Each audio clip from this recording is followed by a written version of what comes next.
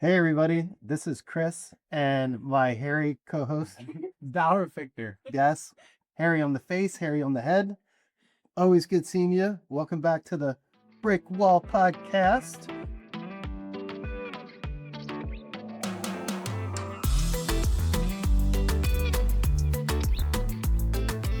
Today we have a very, very, very special guest, Cameron DeGroat.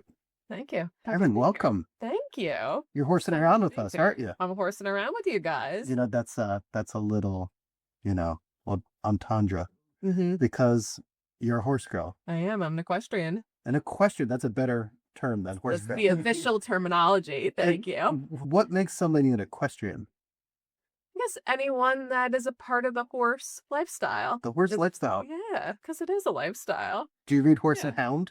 I do. Awesome. That's Yeah. great. Wait, Yeah, what's Horse and Hound? popular. I don't know. I remember that from the movie. What's that movie? Based in London.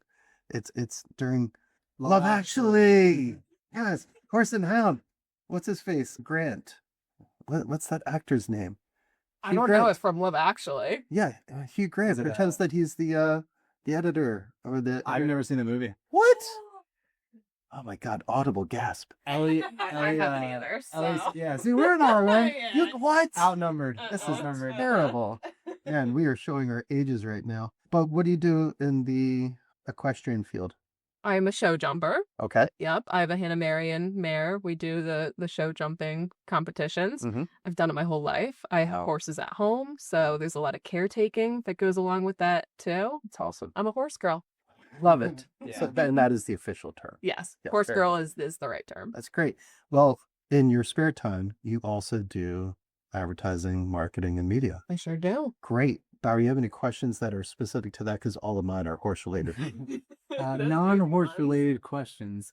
Yeah, so Cam, we've been working together for about 3.5, 4 years now, and you're a dual threat, I like to call it, in the media space and in the client services space. You do a great job managing clients. I have a question around client expectations. So how do you like to balance client expectations? Let's say they're looking for something relatively urgent and you're working with a team, multiple teams like creatives and media members. How do you kind of balance those as they come? Sure. So I have a theme I'm going to keep going back to today of everyone's a real person and these are our jobs and our livelihood and they're really important. But number one, I like to treat people like they're a real person. You know, we all have families and friends and we love people and we're all alive and we get to do this once. So be a real person is Yep. my number one. So from the client side, I understand if something comes up super urgently and they need it in an hour and, stuff happens and our team can bend over sometimes and, do things in a rush and meet tough client expectations. At the same time, I asked the client to have the same expectations of my team that they're real people too. And if it's 4:59 on a Friday and we're all logging off and have plans, sometimes we can't get things to you until Monday morning. And I want them to recognize too that we have lives too. So we try to stick to our timelines as much as possible and ask our clients to do the same and understand we're all just trying to get the job done well. It's a fun game we play, isn't it? Yeah. Going back and forth. Yeah, some days you work late into Fridays and you just gotta get her done. But yeah, that's always a good thing. Yep. We stay busy. All right, pivoting from client to media, since this is the Media Thesis Brick Wall podcast. Mhm. What do you love about media? I would say my number one is winning for our clients. Performance, really. We want to perform for our clients. We have an account right now that they were working with an agency that was 10 times the size of ours, and we saw their metrics and knew that we could perform better. And within 30 days of being fingers on keyboards, we outperformed the year previous that agency had worked on them. And that's our number one because it makes us look good. It makes the marketing team and our clients look good. Yeah. And people do well. We want our clients to be successful and that's number one. Now, also more personally, what I love about media is reaching hard to reach populations with messaging and products that I know will actually help them. I do a lot of work in the healthcare space And in those populations, a lot of the time, they don't have the same levels of access to healthcare, information regarding healthcare that other populations do. So when I'm marketing a message that I know will help these populations, it's really fulfilling as a person too. I want to double click on that. Reaching audiences that are tough to reach. Yeah. Give us an example. You don't have to say the client name if you don't want, but just give us an example of someone or a client that you've worked with in the healthcare space, let's say, where you got a message across to a diverse audience. Sure. We have a large public health client Well done. that tries to reach a number of very specific populations in the state. This campaign that we did was regarding women's health, so very personal to me, of course. And we needed to target the top 9 languages, most spoken languages in New Jersey, which, okay, most spoken languages sounds like big population groups, but when we go into number 9, those populations get smaller and smaller. So through digital targeting, we're able to do a lot of that. But also with these hard to reach populations, you need to reach them where they're already consuming media. So we work with a lot of hyper local publications too, both in print and digital media, to reach them where they're already consuming their media. New Jersey has over 200 local community ethnic media platforms. It's incredible. It is. It's a great thing that we have in our state. Yeah.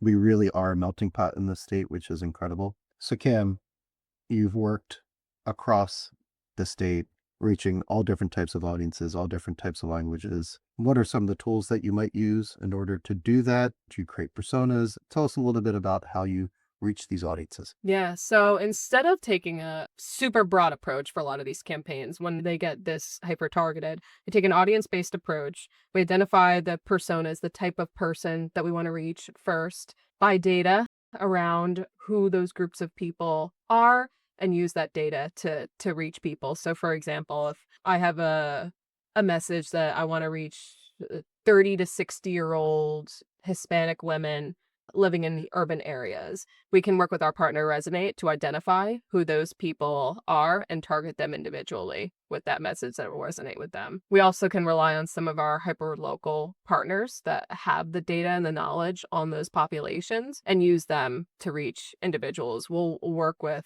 the Trenton Journal, for one, is a publication, El Americano, El Especialito. There's lots of hyper-local ethnic media outlets that have data on that they'll work with to reach those groups. You've also worked with subject matter experts and key opinion leaders that are people of color with ShareCare. Absolutely. Absolutely. ShareCare is a great partner with their data capabilities to reach populations that because of HIPAA we wouldn't otherwise be able to reach. So Cam, before we go to... What? Uh-oh. It's actually not Love Actually. The movie is not Love Actually. It's... Our producer says it's Notting Hill. Have you guys seen the movie Notting Hill? I have not. Oh, Haven't my even heard of God. it. Have you walked through Notting Hill in the neighborhood of London? No. Oh, my Haven't even been gosh. to London. Oh, Lord, we got to remedy that. Yep. Next year, East next is year. London. Oh, man, that'd be so cool. So we started off this podcast erroneously, but we recovered by asking and learning a little bit more about media.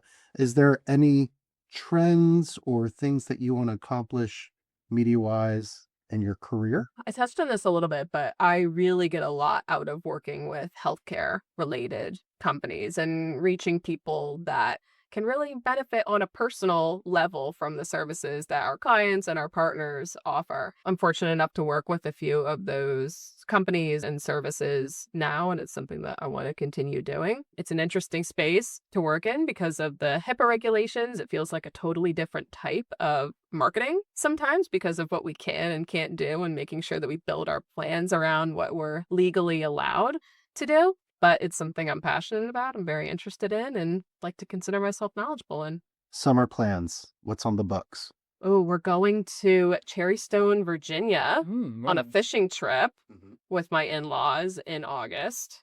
That Very will be cool. fun. I'm not a big fisher. fishing? I was gonna say. No, but they are, so I'll pretend to be. Nice, very cool. It'll be fun to spend time with family. Love it.